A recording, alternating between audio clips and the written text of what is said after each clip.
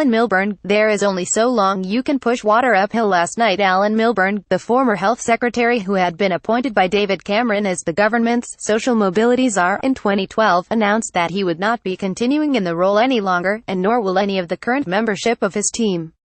This morning, Milburn spoke to Andrew Marr about the reasons for his departure. Milburn: I care deeply about the issue and I believe that it matters profoundly to the country. I've reached the conclusion, sadly, that with the current government there is little, if any, hope of progress being made towards the fairer Britain that the Prime Minister has talked about. Government, probably for understandable reasons, is focused on Brexit and seems to lack the bandwidth to be able to translate the rhetoric of healing social division and promoting social justice into reality. So I'm afraid I reached the conclusion that there's only so long you can go on pushing water uphill. Marr: These are areas of desperate deprivation around the country where people are stuck and angry. Theresa May has only had 18 months as Prime Minister. She came in saying that she would correct burning injustices. Are you saying that she's simply unable to do that? Milburn: No. The Prime Minister, I have got no doubt, has a personal commitment to social justice. She has championed quite unfashionable causes in her time, modern slavery for example, but what is lacking here is meaningful political action to translate very good words into deeds. In the end, what counts in politics is not what you talk about, it's what you do. Marr: Some people will say, no surprise here, here is a former Labour minister, never a fan of the Tories, working under a Tory Prime Minister. He's not been reappointed, he's going and he's kicking her as he goes out the door. Milburn: Of course people will say that sort of thing, but frankly it's a bit pathetic. We've tried to change the terms of the political debate in the country, and I think that we have. What is needed is really clear leadership to translate perfectly good words into actions that will make a difference. Marr: And the Prime Minister is not providing that leadership? Milburn: At the moment, not. However, when asked if Jeremy Corbyn would be the better option for social mobility, Milburn replied, I don't think he is the answer, personally, adding, the social divides, unfortunately, are now being paralleled by a political polarization in the country. That isn't good for our sense of being a united kingdom rather than an ever more divided one. Jeremy Hunt: European law will not have sway over British law. Jeremy Hunt raised a few eyebrows this morning by boldly claiming that there could easily be no Brexit. In an apparent warning to the Brexiteers currently in a bother over government concessions, Hunt said, I think there's an even bigger point here, that the choice we face now is not between this Brexit and that Brexit. If we don't back Theresa May we will have no Brexit, and she is doing an unbelievably challenging job, amazingly well. However, this scenario remains extremely unlikely for as long as the current government remains in place. Under the provisions of Article 50, if negotiations fail, the default option is that the UK would leave the EU with no deal. Health Secretary also became the first cabinet minister to outline the circumstances in which the European Court of Justice could continue to be able to have jurisdiction in the UK. Jeremy Hunt told Robert Peston that, in the case of EU migrants living in the UK and vice versa, the ECJ could still play an important role. However, he asserted that, in a purely domestic context, the Supreme Court would no longer have a higher authority. At Jeremy Hunt becomes the first cabinet minister to explain contentious government proposals for the ECJ to have a permanent role protecting the rights of EU migrants after Brexit.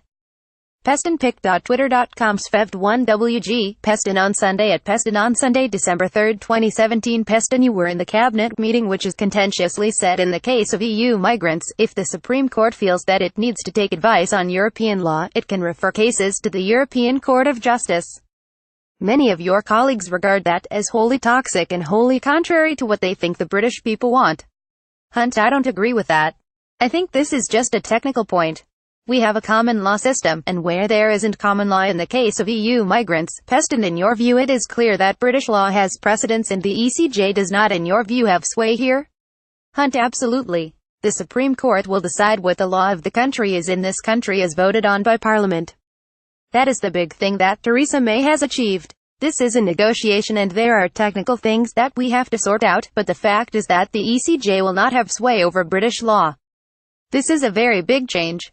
And I think we have to accept that in terms of migrants' rights, we have lots of Brits who are living over in Spain, and there are lots of Europeans who are living over here. There's going to need to be some kind of cooperation between the legal systems of the EU and UK to make this work, but this is a detail. The big thing is that will not have sway over British law. When asked about the effect of social media on mental health, Hunt replied, "When it comes to mental health, we know there is a correlation between people who have mental health issues and people who spend a very long time," and added that technology needs to be part of the solution, it shouldn't be the problem. Justine Greening, social mobility is a generational challenge. The Education Secretary defended the government's record on social mobility against Milburn's earlier attacks. Milburn had earlier singled Greening out as someone who was keen to see him stay in post, something which Greening did not deny. Greening commented that Allen has done a fantastic job, but she countered his claims the government was not making progress in this area. https u2.b2izncbp if the 4 people you put into place to oversee social mobility say nothing is happening, surely people are going to believe them? Greening: I absolutely don't agree with them. When you look at what we are doing in my own area, we have set up opportunity areas working inside and outside schools and communities to improve education results. If you look at school standards overall, they're continuing to rise. 1.9 million more children in grade primary and secondary schools who wouldn't have been before. Going beyond that, look at the technical educational reforms we are bringing forward, and of course today, announcements around mental health, which will remove some of the barriers which hold children back. Mar, as a politician, don't you look at those areas of extreme deprivation and think, something really bad is going wrong here? The Joseph Rowntree Foundation are going to say tomorrow that in terms of poverty for pensioners and for children, things have got worse in a way that hasn't happened for 20 years. There is a quiet, slow, but real crisis in this country. Greening: I think there is a real problem that we need to fix. Britain is not a country where we have equality of opportunity. Where you grow up affects your future far too much. Your circumstances affect your future far too much. Mar, you've been in government for 7 years. Greening: this is a generational challenge. But actually, when you look at the results of what we've achieved, we are seeing standards in our schools rise. Critically, we're seeing the attainment gap narrow. We're bringing forward our reforms in technical education that will mean for the half of our young people who don't go to university, they will get every bit as world-class an education post-16. We're mobilizing British business to make sure they're providing the opportunities. Mar, you certainly talk the talk. I'm just saying that out there, it doesn't seem to be working. Greening: I'm saying that we're delivering, and we are making sure we're doing it in the places where it needs to happen and is most important.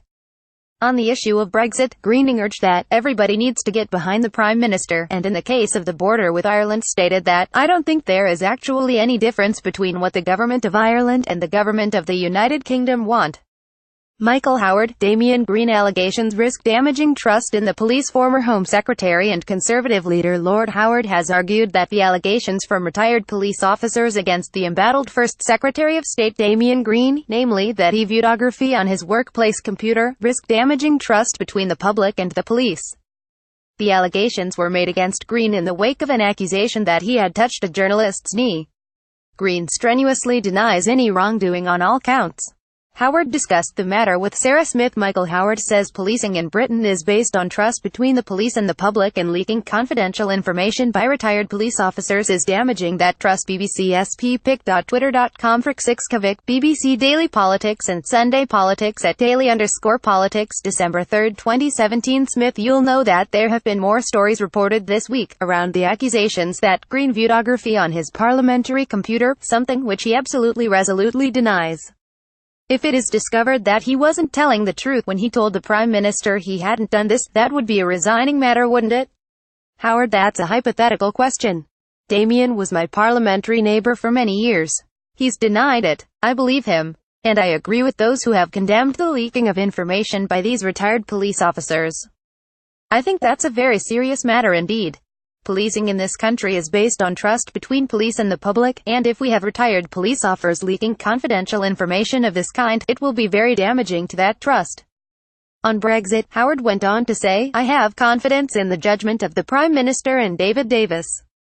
I am content to let them decide what is the best deal," and claimed that the EU was in breach of Article 50 because of its refusal to begin talks about the UK's future trading relationship.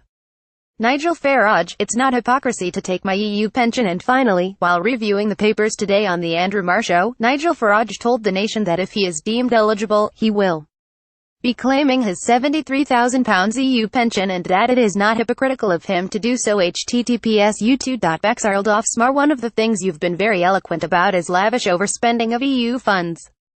And I noticed that one Nigel Farage is going to get a £73,000 pension. Farage, this is very important. There are 22,000 people who either receive or who are in line for EU pensions. It just happens to be me they're talking about in the Sunday Times. All I can say is, given the arbitrary way the European Union behaves in terms of money, I'd be very surprised if I get any of it. Mar, this is your moment on live television to say that I will stick by my principles. I, Nigel Farage, would not accept this pension. Farage, I'm not going to get it anyway, so I don't think this will even occur. Mar, but if it did, you wouldn't take it? Farage, of course I would take it. I've said that from day one. Why should my family and others suffer even more? It is not hypocrisy. I just voted to get rid of my job. I was the turkey who voted for Christmas. If it was hypocrisy, I would have said that we should stay in the EU.